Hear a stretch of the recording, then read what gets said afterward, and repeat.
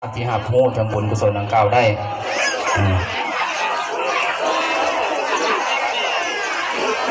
เพื่อนก็สิได้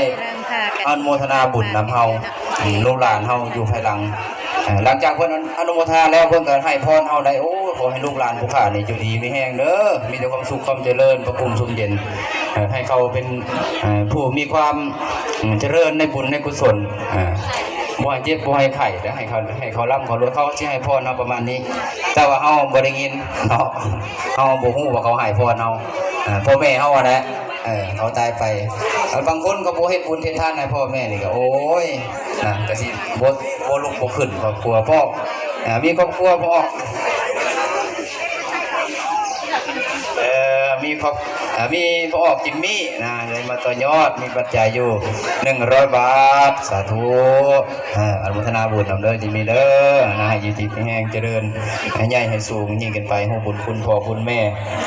ได้เลี้ยงดูเพิ่นตอบแทนได้เจ้าจังสิเจริญนี่ยิ่งขึ้นไปเด้อพุ่นล่ะเด้อสาธุครอบครัวของแม่บ้านเวียงแก้วนะได้มาต่อยอดพร้อมปัจจัย100,000 กีบสาธุอนุโมทนาบุญนำเด้อนะแม่บ้าน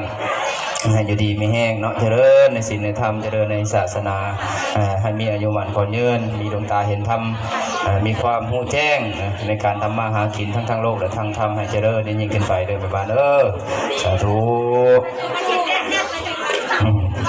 จักไปอะไรเขาขึ้นไปถึงเลยฟ้องกัน